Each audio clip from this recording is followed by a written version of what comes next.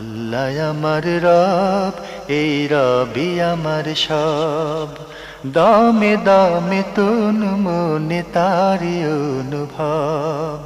তোমার দুনিয়াতে আমি যেদিকে তাকাই, অথই নিয়ামতে ডুবে আছি সবাই। পাক পাখালির গানে শুনি তসবি কলো রব, তসবি কলো রব। আল্লাহ আমার রব, এই রবি আসসালামু আমার আলাইকুম। সব। আলহামদুলিল্লাহ, আসসালাতু ওয়াসসালামু আলা রাসূলিল্লাহ। প্রিয় দর্শক, আপনারা যারা দেশে আছেন প্রবাসে, সবাইকে জানাই অনেক অনেক প্রীতি ও শুভেচ্ছা। শুরু হলো এনটিভি আয়োজিত এবং লাভ হলো নিবেদিত অনুষ্ঠান আপনার জিজ্ঞাসা।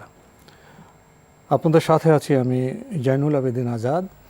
আর আপনাদের মনে জাগা প্রশ্নের জিজ্ঞাসার জবাব দিচ্ছেন বিশিষ্ট আলেম ডক্টর মোহাম্মদ সাইফুল্লাহ। আসসালামু আলাইকুম ওরহমতুল্লাহি ওবারাকাতুহু।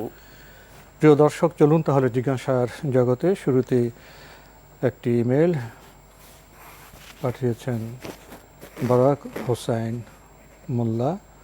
লিখেছেন,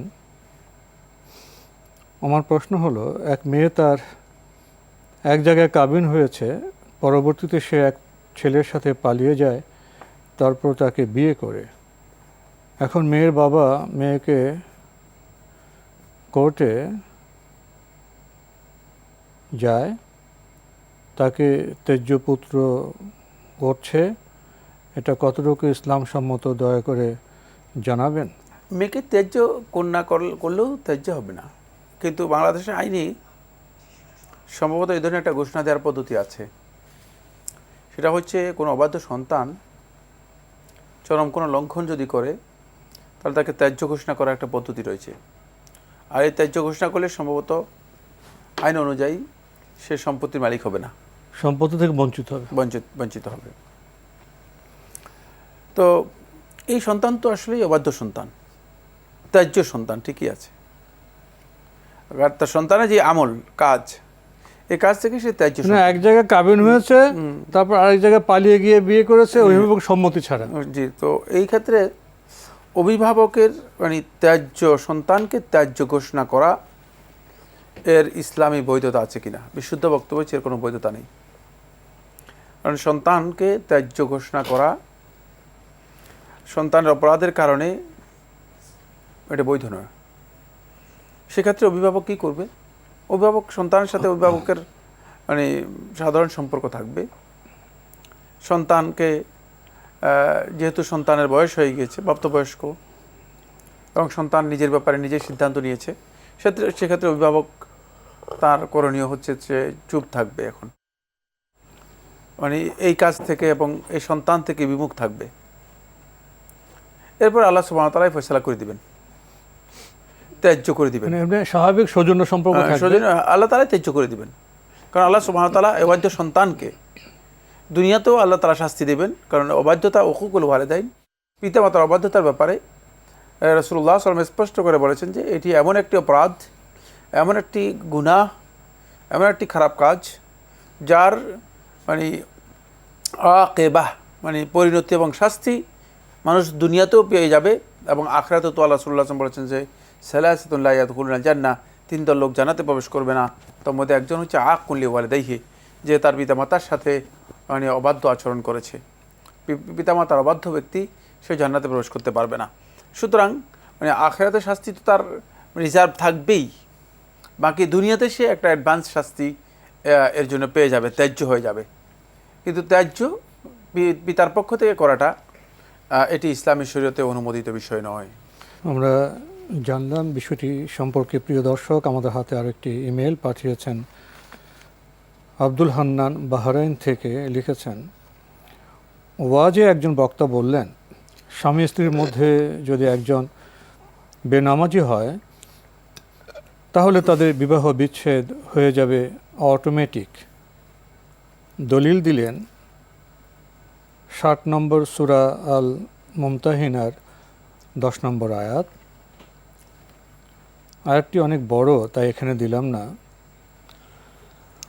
কিন্তু আসিয়া আল ইসলামের স্বামী ফেরাউন একজন শ্রেষ্ঠ কাফের। লূত আলাইহিস ইসলামের স্ত্রী অবাধ্য ছিল জানতে পারি। প্রশ্ন হলো, ওই বক্তার বক্তব্য কি ঠিক আছে? ওই বক্তা আরও বললেন, বেনামাজি মারা গেলে তাকে মুসলমানদের কবরস্থানে দাফন করা যাবে না, জানাজাও দেওয়া যাবে না, কুকুরের মতো পুঁতে রাখতে হবে মাটির নিচে। প্রশ্ন হলো, তার এই বক্তব্য কি ঠিক আছে? তিনি আরও বললেন, বেনামাজি কোনো প্রাণী বিসমিল্লাহ বলে বা আল্লাহু আকবার বলে জবাই করলেও তা নামাজি ব্যক্তির জন্য খাওয়া হারাম। যেহেতু ঈমান ও নামাজ ছাড়া কোনো কিছু আল্লাহ গ্রহণ করেন না, বিভিন্ন হাদিস থেকে দলিল দিলেন। প্রশ্ন হলো, বেনামাজি কোনো হালাল প্রাণী আল্লাহর নামে জবাই করলে কি তা হারাম হবে? অনেকগুলো প্রশ্ন, অনেকগুলো কঠিন প্রশ্ন করেছেন। প্রথম হলো আপনি বিবাহ বিচ্ছেদ, যে প্রথম কথা হচ্ছে স্বামী স্ত্রী একজন বেনামাজি হলে কোনো স্বামী স্ত্রী একজন যদি নামাজি হয়ে থাকে তাহলে মানে তালাক হয়ে যাবে। এই বক্তব্য ভিত্তিহীন, ভিত্তিহীন, একেবারে ভিত্তিহীন। মানে পৃথিবীর কোনো আলেম কোনো যুগে বলেছেন আমার জানা নেই। এটি একেবারে ভুল বক্তব্য, মিথ্যা কথা। সুতরাং মানে যে আলেম এ ওয়াজ করেছেন, এই ওয়াজ করতে গিয়ে তিনি সীমা লঙ্ঘন করেছেন। হ্যাঁ, যদি কোনো ব্যক্তি বিলকুল্লিয়া পরিপূর্ণরূপে তা সালাত তরক করে, বুঝতে হবে জিনিসটি, বুঝার বিষয় আছে। কোনো ব্যক্তি যদি বিলকুল্লিয়া পরিপূর্ণরূপে সালাত তরক করে, মানে বেনামাজি বলতে কি বোঝায়? বেনামাজি বলতে যদি বোঝায় সালাত সে মানেই না, সালাত মানেই না, বিশ্বাসই করে না, তাহলে তার এই কাজটি কুফরি হবে, কুফরে আমলি। তার এই কাজটি কুফরি হবে, কুফরে আমলি। মানে আমলি একটা কুফর হলো। আমলি কুফরের কারণে তার এই কাজ কুফরি হবে, তাকে কাফের সরাসরি বলা হবে না। কাফের বলা হবে তখনই কাফের হুকুম দেওয়া হবে যখন তাকে বলা হবে সালাত আদায় করার জন্য বাধ্য করা হবে, তাকে সময় দেওয়া হবে, সুযোগ দেওয়া হবে, ডাকা হবে, বলা হবে যে সালাত আদায় করো। যদি সালাত আদায় করতে স্বীকার করে, না আমি সালাত আদায় করবো না, তাহলে সরাসরি অস্বীকার করে ইউহকামু বিকুফরিহি হিনামা ইউনকিরু আদা আস-সালাহ। ইমাম বারদাউই রহমতুল্লাহ আলাইহি, ইমাম আহমদ ইবনে হাম্বল রহমতুল্লাহ থেকে ইনসাফের মধ্যে বিষয়টি উল্লেখ করেছেন। তখনই তাকে শুধুমাত্র তাকে কাফির বলা হবে এবং তাকে কাফির হিসেবে মানে তার বিধান প্রযোজ্য হবে। সেই ক্ষেত্রে কুফরির কারণে তার স্ত্রী তালাকের বিধান কোর্টের মাধ্যমে ফয়সালা করে দেওয়া হবে। এগুলো সব হুকুমের সাথে জড়িত, এটা অটোমেটিক হয়ে যাবে, অটোমেটিক। এটা যান্ত্রিক অটোমেটিক মানে সিস্টেম। আপনি যে বললেন এতে বিভিন্ন প্রক্রিয়া আছে, প্রসিডিউরের পরে অবশ্যই প্রসিডিউর আছে। মানে নচেত একজন ব্যক্তিকে আপনি মানে এভাবে কাফের বানিয়ে দেবেন, এরপরে অটোমেটিক এভাবে অটোমেটিক এই দেশের মনে করেন সমস্ত মহিলারা তালাক হয়ে যাবে, আবার আরেক জায়গায় আরেকজনের জোর করে নিয়ে বিয়ে করে ফেলবে আরেকজনের স্ত্রীকে। এটা ইসলামের বিধান নয়, হলো না তো, তাহলে তো এটা একটা স্বেচ্ছাচারিতা হয়ে যাবে। ইসলামের বিধান একটা সৌন্দর্য আছে। ইসলামের বিধানে অবৈধ বিয়েতেও কোনো ব্যক্তি যদি আরেকজনের স্ত্রীকে গ্রহণ করতে হয় তাহলে একটা পদ্ধতি আছে। অটোমেটিক তালাক হওয়ার কোনো সুযোগ সেখানে নেই, কারণ অটোমেটিক তালাক হয়ে গেলে তাহলে স্বামী স্ত্রীর সম্পর্ক মানে আর কিভাবে চলবে? তাহলে চলবেই না। অনেকে আছে যে আপনার সালাত বিশ্বাস করে, আলস্য আছে, কখনো পড়ে কখনো পড়ে না, এদেরকে তো আমরা অনেকে বেনামাজি বলি। এরাও বেনামাজি, কিন্তু এরা বেনামাজি হলেও পরিপূর্ণ বেনামাজি না হওয়ার কারণে তাদের এই কাজটি পরিপূর্ণ কুফরি নয়, তাদের কাজটি কুফরি নয়, কাফেল। তাদের এই কাজটি মানে এই আমলগুলো তাদের কবিরা গুনাহ এবং হারাম করে সন্দেহ নেই, কিন্তু তারা পরিপূর্ণ কাফির নয়। কারণ হচ্ছে তাদের উপর কুফরি হুকুম দেওয়া জায়েজ নেই। কারণ সে সালাত আদায় করে, কিন্তু মানে খামখেয়ালি অলসতা এর কারণে এই আল্লাহর বিধানের মধ্যে বিধান পালনের ক্ষেত্রে তার কি রয়েছে, তারা ত্রুটি ভুল করছে, গুনাহ করছে। সুতরাং এটা হচ্ছে মানে বেনামাজি, কিন্তু বেনামাজি হলে পরিপূর্ণ বেনামাজি যাকে বলা হচ্ছে সে নয়। জি, সরাসরি অস্বীকারী নয়। আরেকটি প্রশ্ন করেছে যে ওই ওয়াজ বক্তা বলেছেন যে বেনামাজি মারা গেলে তাকে মুসলমানদের কবরস্থানে দাফন করা যাবে না, জানাজাও দেওয়া যাবে না, কুকুরের মতো মাটিতে পুঁতে রাখতে হবে। না, এই বক্তব্য শুদ্ধ নয়, এই বক্তব্য শুদ্ধ নয়। কুকুরের মতো মাটিতে পুঁতে রাখতে হবে, এই যে বক্তব্য বলা হচ্ছে, বক্তব্যের ভিত্তি আছে আমার জানা নেই। কারণ ইসলামের ইতিহাস তো প্রায় 1450 বছর রয়েছে। এই 1450 বছর আগে মানে বেনামাজি কি ছিল না পৃথিবীতে? কি মনে করে? তাহলে মুসলমানদের কবরস্থানে কি দাফন করা যাবে না, এটা ঠিক তাদেরকে আছে? কি খ্রিস্টানদের অথবা অমুসলিমদের কবরস্থানে দাফন করা হয়েছে না? অমুসলিমদের কবরস্থানে দাফন করতে হবে, এ কথাও শুদ্ধ নয়। এবং এটা হচ্ছে ওই ব্যক্তিকে, যে ব্যক্তির ব্যাপারে কুফরি হুকুম দেওয়া হয়েছে। সে তো একটা প্রসিডিউর পরে একটা তো রায় হবে তো জি সেখানে। জি জি, যাকে কাফির বলা হয়েছে বেনামাজি হওয়ার কারণে, যাকে কুফরির হুকুম দেওয়া হয়েছে, তার ব্যাপারে এই মাসআলা প্রযোজ্য হবে। জানতে হবে যে তার ব্যাপার ছাড়া এমনি আন্দাজের উপর একজন ব্যক্তি সম্পর্কে ধারণা করে মানে তাকে বেনামাজি হিসেবে আখ্যায়িত করে দাফন করা যাবে না, জানাজা দেওয়া যাবে না, মুসলমানদের কবরস্থানে কবরস্থ করা যাবে না, এর কোনো দালিলিক ভিত্তি আছে? কোথায় পেয়েছে এই দলিল? কোথাও আমার জানা নেই। আমি কোনো দোষ এই সম্পর্কে আছে বলে জানি না। জি। এখন বিকাশ অ্যাপেই পাবেন দেশের প্রথম ডিজিটাল লোন। আপনি আরও লিখেছেন যে ওই বক্তা আরও বলেছেন, বেনামাজি কোনো প্রাণী বিসমিল্লাহ বলে বা আল্লাহু আকবার বলে জবাই করলেও তা নামাজি ব্যক্তির জন্য খাওয়া হারাম। তো উনি প্রশ্ন করেছেন, বেনামাজি কোনো হালাল প্রাণী আল্লাহর নামে জবাই করলে কি তা হারাম হবে? আল্লাহর নাম জবাই করলে হারাম হওয়ার কোনো কারণ নেই, প্রশ্নই আসে না। আর বেনামাজি ব্যক্তি যদি মানে জবাই করে থাকে, বেনামাজি বলতে যদি এমন হয় যে মানে যার ব্যাপারে কুফরি হুকুম দেওয়া হয়নি, অথবা যে পরিপূর্ণ বিলকুল্লিয়া সালাত তরক করে না, মানে পরিপূর্ণরূপে ত্রুটি আছে, মাঝে মধ্যে পড়ে মাঝে মধ্যে পড়ে না, বা 2 ওয়াক্ত পড়ে 3 ওয়াক্ত পড়ে না, এরকম যদি হয় থাকে, সে ব্যক্তি যদি কোনো পশু জবাই করে থাকে, সেটা খাওয়া মুসলমানদের জন্য বৈধ, হালাল, কোনো সন্দেহ নেই। আর কি একটি মাসআলা আমি মানে এই যে ফকি যিনি আসলে ফিকহের কোনো জ্ঞান রাখেন না, নাউজুবিল্লাহ মিন যালিক, এই যে কথা বলে, হ্যাঁ অনেক আবেগ, মানে ভয়ঙ্কর ধরনের ভুল আবেগ, ফিকহ জ্ঞান না থাকার কারণে, যে মানে ইহুদি এবং খ্রিস্টান যারা আছে তারা কি নামাজি না বেনামাজি? ও তো নামাজ পড়ে না, নামাজের নামগন্ধ তো নেই। এমনকি তাদের মধ্যে শিরক রয়েছে, কিন্তু আল্লাহ সুবহানাহু ওয়া তাআলা যেহেতু আল্লাহকে স্বীকার করে নিয়েছে কিতাবের ব্যাপারে, কিতাবের ব্যাপারে তাদের কি রয়েছে একটা, মানে যে আমরা কিতাব মানি এরকম একটা দাবি রয়েছে, অথচ কিতাব মানে না। এই দাবি এই সম্মানার্থে আল্লাহ তাআলা তাদের জবাই করা প্রাণী খাওয়াকে হালাল ঘোষণা করেছেন।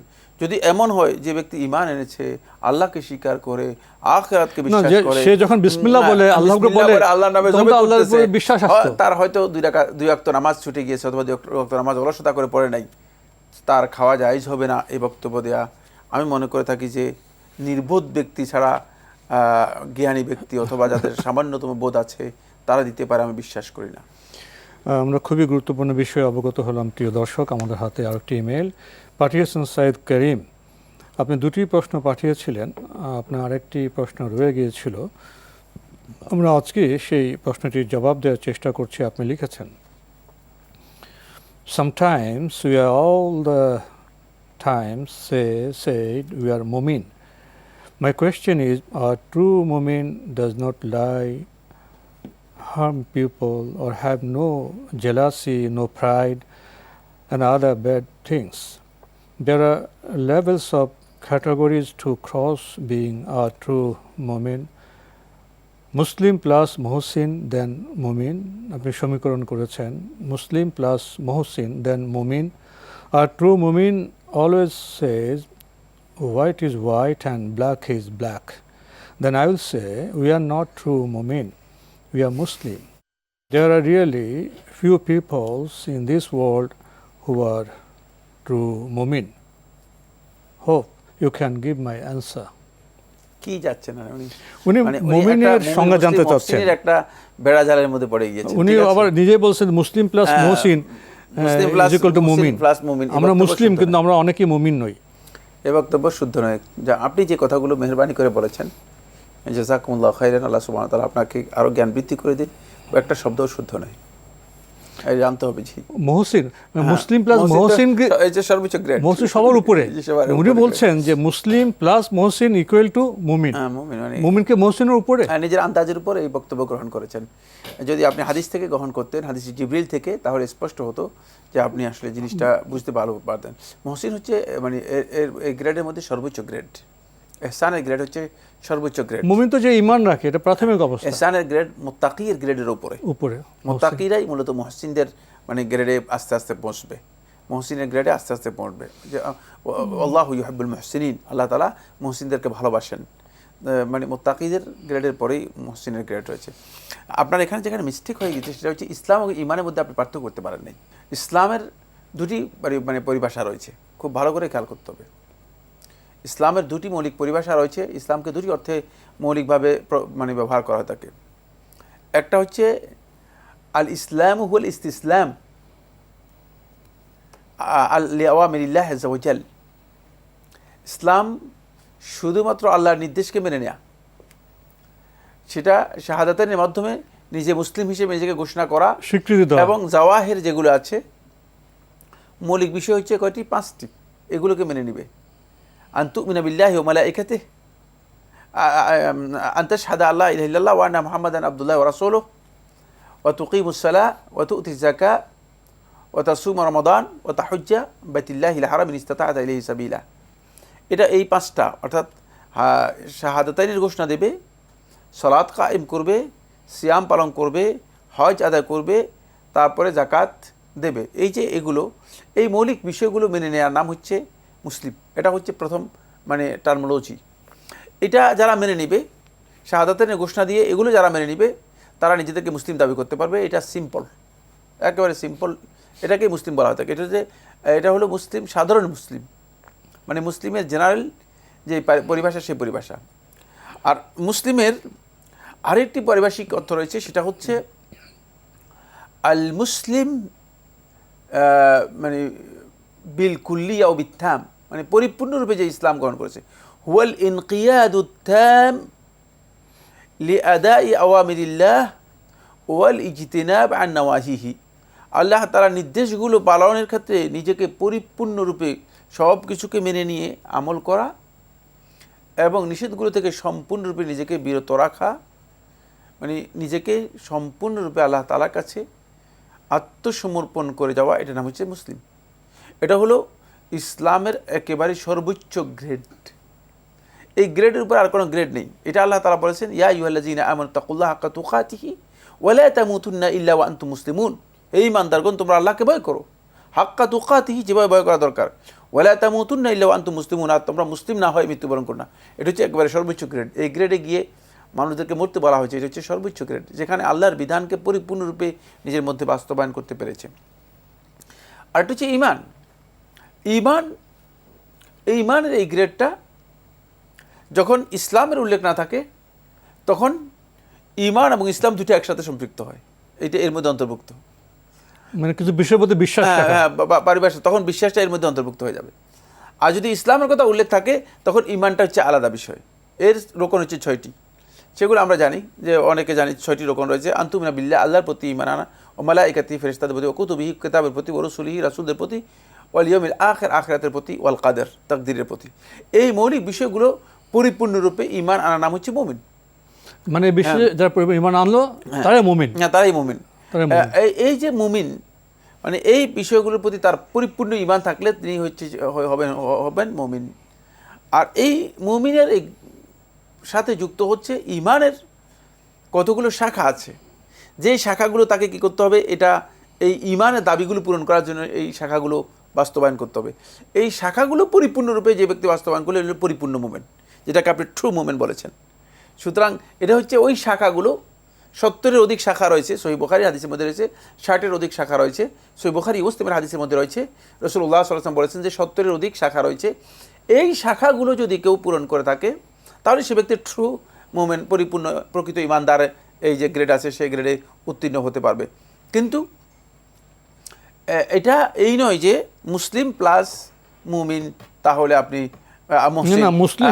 মুহসিন তারপরে মুমিন হবেন না।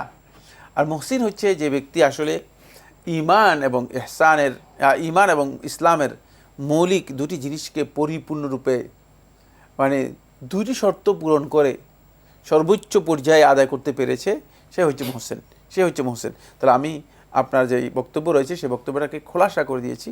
যে বিষয়ে কনফিউশন আপনার ছিল সেটা স্পষ্ট হয়েছে যে মুহসিন আসলে সর্বোচ্চ গ্রেড। মুহসিনের গ্রেডটা আসলে ঈমান এবং ইসলামের দুটি গ্রেডকে কী করে অন্তর্ভুক্ত করে। আবার ইসলামের গ্রেডের মধ্যে দুটি পর্যায় রয়েছে, একটা হচ্ছে সর্বনিম্ন পর্যায়ের, আর হচ্ছে সর্বোচ্চ পর্যায়ের। কিছু বিষয়ের প্রতি আমি যে ঈমান আনি, তাহলে আমি মুমিন হলাম না।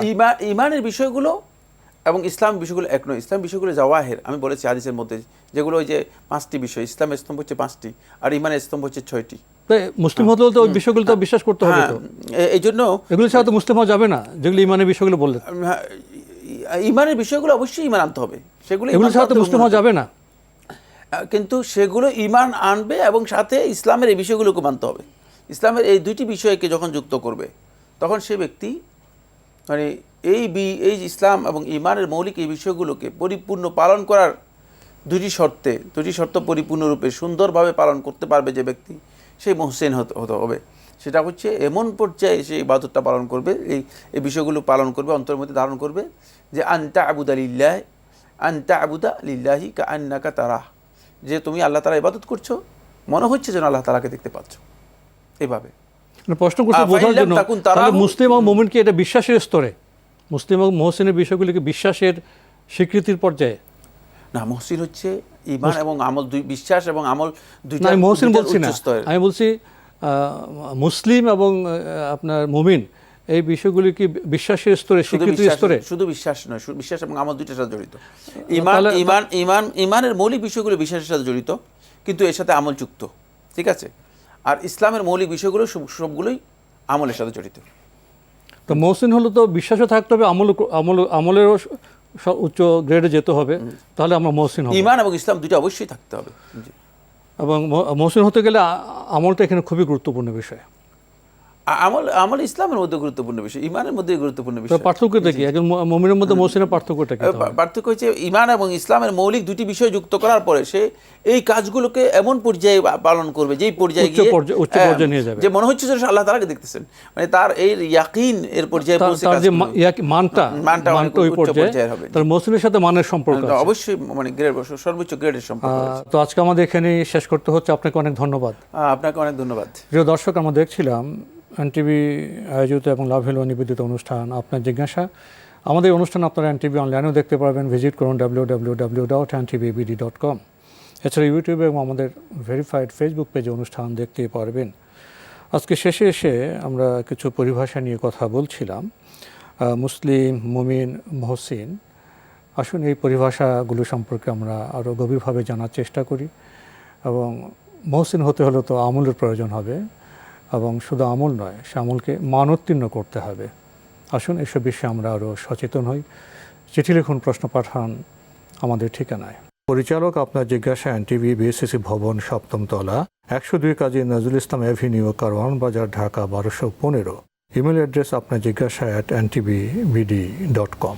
মহান আল্লাহ আমাদের সবাইকে নিরাপদে রাখুন শান্তিতে। আসসালামু আলাইকুম। আল্লাহ আমার রব, এই রবি আমার সব, দামে দামে তুন মনে তারি অনুভব। আল্লাহ আমার রব, এই রবি আমার সব। এখন বিকাশ অ্যাপেই পাবেন দেশের প্রথম ডিজিটাল লোন।